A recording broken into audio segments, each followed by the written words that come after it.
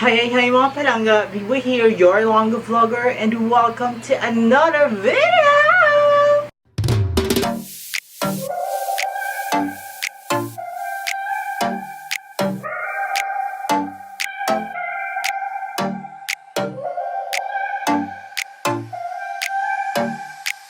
So for today's video, ang gagawin natin is tuturuan ko kayo paano mag-makeup. Kasi nga kanina guys, naghahanap ko sa YouTube kung anong pwedeng gawin, kung anong dapat kong gawin ba sa next vlog. Nag-search ako ng makeup vlogs and nakita ko yung video ni of course, Mama Ann Klutz, kung paano nga ba mag-makeup. So yun nga, ngayong video, share ko sa inyo yung knowledge ko about makeup. Para sa hindi nakakaalam, I am a freelance hair and makeup artist. Based ako dito sa Iloilo. Yes, shoutout sa lahat ng mga Ilonggos dyan sa gusto mag-makeup. You can contact me on my social media accounts. And before we start this video, make sure to give it a big thumbs up. Click the subscribe button down there if you're not yet subscribed. And click that notification bell for you to be notified every time I have a new upload. And of course, don't forget to share this with your friends, guys. Going back to this video, magbo-back to basic tayo. Tuturuan ko kayo ng step by step kung paano nga ba mag-makeup. Bago natin simulan yung pag-makeup, maglagay tayo ng moisturizer. So, ang moisturizer na ito is from White Korea. This is the Aqua Moisturizer Whitening Vita. It deeply hydrates with non-greasy formula. Actually, mura lang itong moisturizer na to. So, kahit anong skin type pa meron ka, mag-moisturizer ka. So, walang ako. And apply ko sa buong face.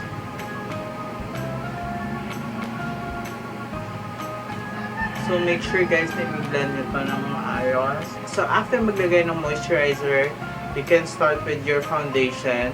Kung gusto niyo mag-primer, pwede din naman kayo mag-primer. Pero for now, guys, maglalagay ako diretso ng foundation. So for your foundation, make sure that yung shade ng foundation is bagay na bagay sa inyo. The foundation that I will be using is this one. This is the Maybelline Superstay 24 Hours Full Coverage Foundation. And yung shade na gagamitin ko is 310 or this one beige. So naglagay lang ako ng foundation dito. And then, I'm gonna use this brush para i-blend to.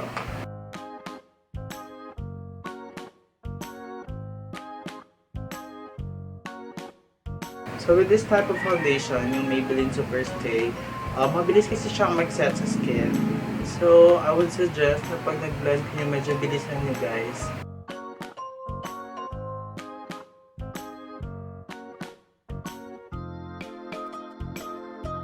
And of course guys, don't forget to put some on your neck. So, tapos na ako maglagay ng foundation ko. After putting on your foundation, yung gagawin natin next is maglalagay tayo ng concealer sa under eye natin at sa T-zone, sa lahat ng parts na gusto nyong i-highlight sa face nyo. So, the concealer that I will be using today is the one from O2O. Mura concealer lang to guys.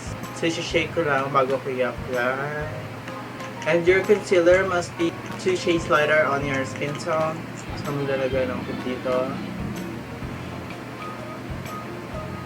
Under eye, pampakuha ng eye bags para di halatang stress. Nilalagay din ako sa nose, saka dito sa T-zone, dito sa forehead ko, and dito gusto ko rin naman. So i-blend ko lang yung concealer ko using this sponge.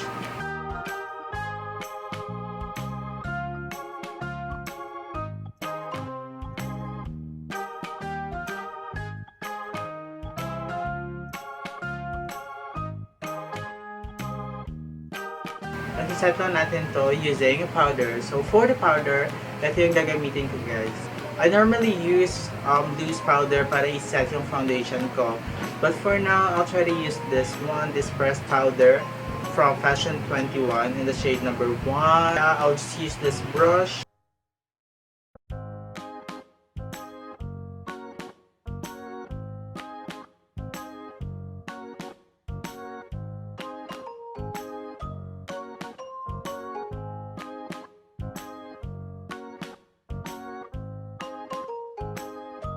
So for the contour, yung gagamitin natin yun, one from Vice Cosmetics. It's the Aura Contour in the shade Confirm. I'm gonna use this brush.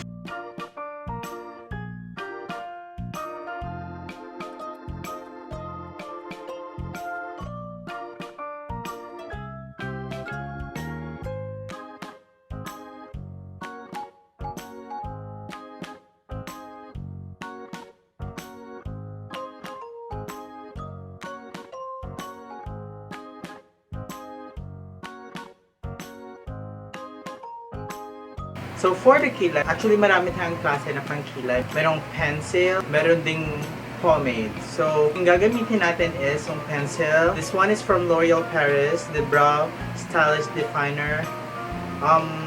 Gusto ko dito is manipis yung pencil niya. Mas madaling gumawa ng kilay. Iba-iba din tayong style sa paggawa ng kilay. Pero sa akin, nagsa-start ako sa ilalim. Gumagawa ko ng shade sa ilalim.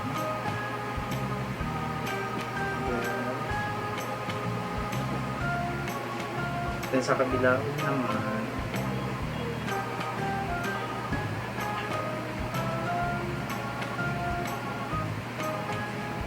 after natin gawin yung shape sa ilalim, maglalagay tayo ng shape sa taas.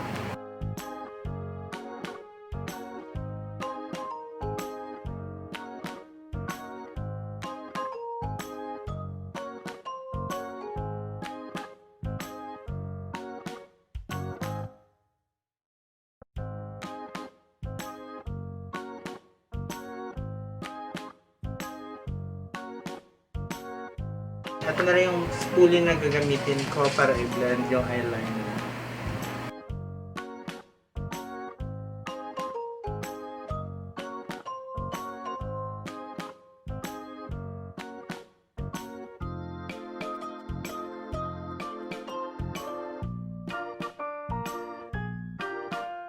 Ika-conceal ko lang yung ilalim ng brows ko, i-highlight ko.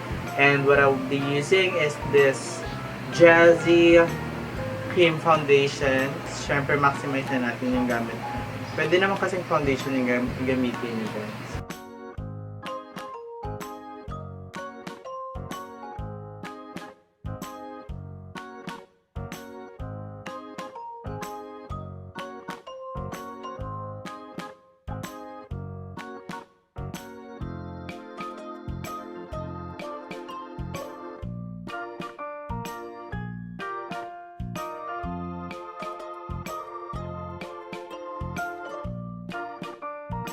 Maglalagay lang ako ng powder para ma-set siya.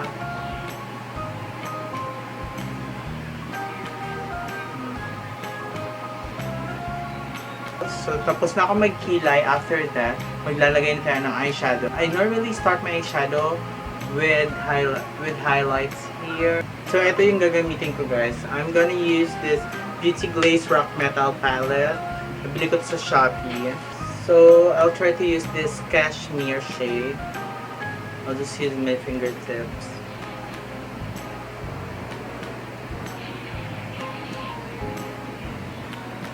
And apply ko to all over my eyelid.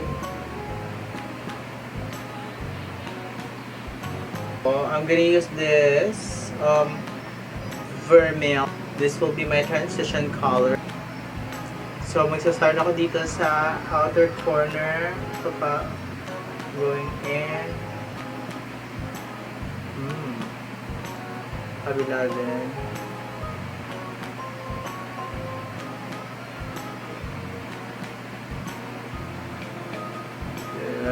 And i-blend nyo lang ng maayos. Palabas. And sa kabila din.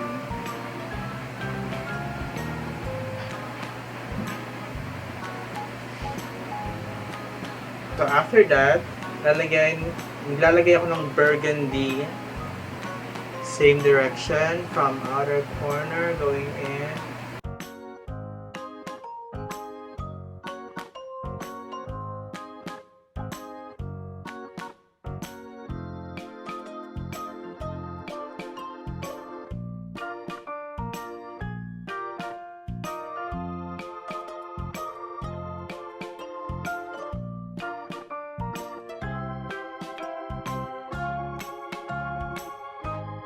Maglalagay ako ng glittery na eyeshadows. And I'm gonna use this brassiness. Lalagay ko lang dito.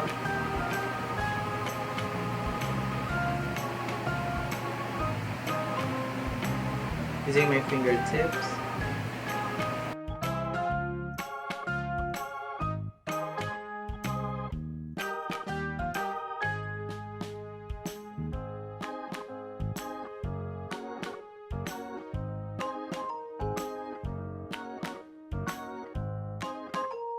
Maglalagay lang ako netong cashmere dito sa tear duct.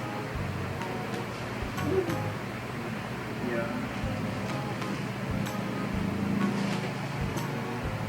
Lalagay din tayo sa lower lash line natin. So, mag-start ako dito sa vermeil. Ito yung first shade na in-apply ko kanina. Nilalagay ko dito.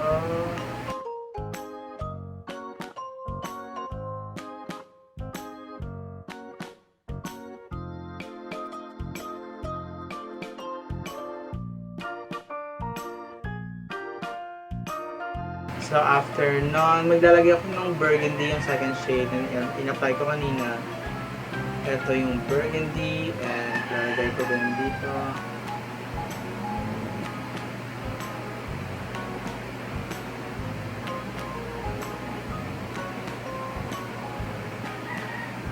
So, for my liquid eyeliner, yung gagamitin natin ngayon is this one from Fashion 21.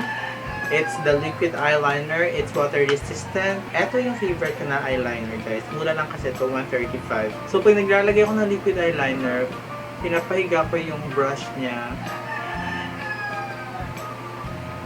Yun.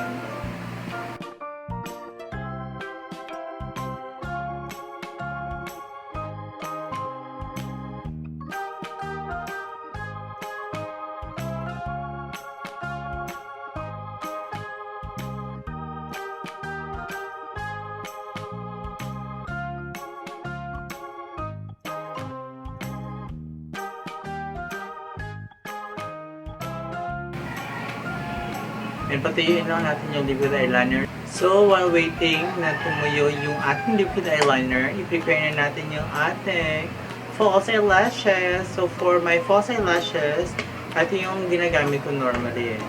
Dahil pag malakas ang mga event, ito yung Dingsen. Dingsen na Y42. Walang ako ng isa. So, what I normally do dito sa eyelashes, kinicurl ko siya using my nails. Dito. Yeah, pinipress ko ng nails ko para maging fluffy siya tingnan. So, cut lang natin yung tip. And then, maglalagay na tayo ng glue. So, for the glue, yung gagamitin natin ngayon is from Shiseido. It's the lash adhesive. Kung gusto nyo ng mura, guys, bili kayo ng Bia. Bia, yung brand ng eyelash glue. Mura lang yung 35 pesos. Actually, bigay ito sa akin ni Keanu. Thank you so much, Keanu, for this one. Mayroon ka pa na stock dahil. Bigyan kayo makita dito. Sarap lang.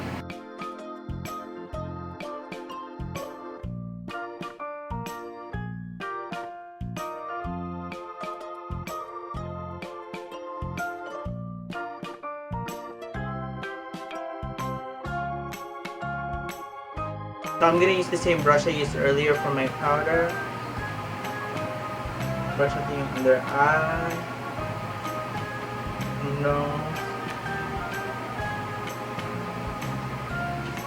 After that, maglalagay na tayo ng nose contour. I'm gonna use the same contour I used earlier, the Vice Cosmetics Aura Contour in the shade Confirm. I'm gonna use this brush.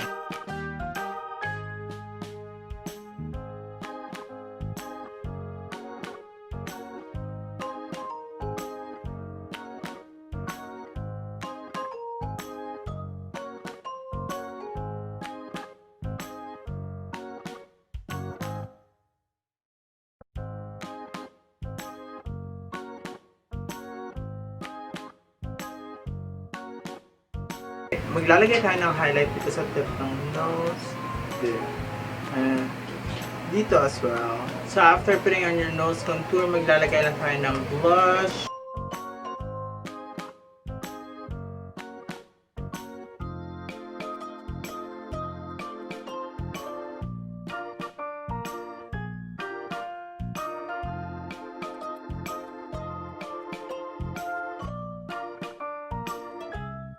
After that, maglalagay lang tayo ng highlights.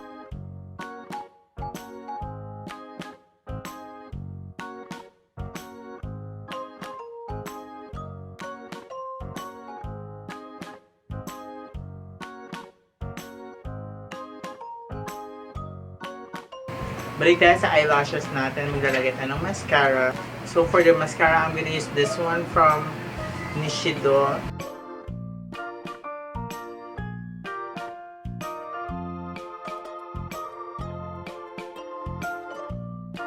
Maglalagay na tayo guys ng lipstick natin. So for my lipstick, I'm gonna use this one from Care Matte Liquid Lipstick in the shade Brick Day. Mura lang to guys, parang 99 lang nakuha to.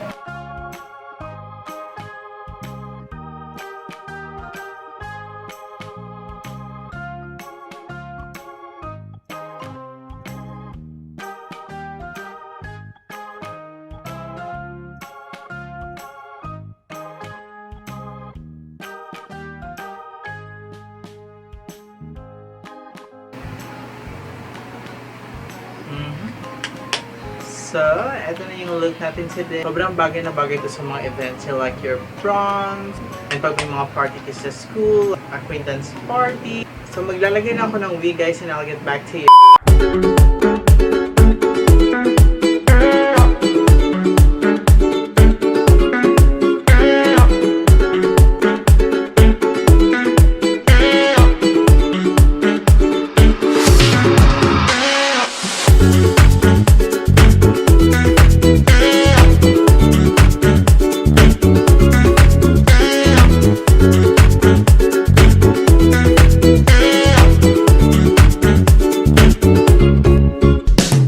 So yun nga mga palangga, so eto na nga yung final look ko para sa ating content ngayon, which is paano ba mag-makeup. So I just hope na marami kayong natutunan and sana ma-apply nyo din yung mga tips ko kapag nag-DIY makeup na kayo guys. So if you like this video, make sure to give it a big thumbs up and also comment down below which part of this video is your favorite. If you have any suggestions guys, if anong gusto nyong gawin ko next on my vlogs, comment down below, and also don't forget to click that notification bell for you to be notified every time I have a new upload. And yeah, again, thank you so much for watching. I'll see ya on the next vlog. Bye!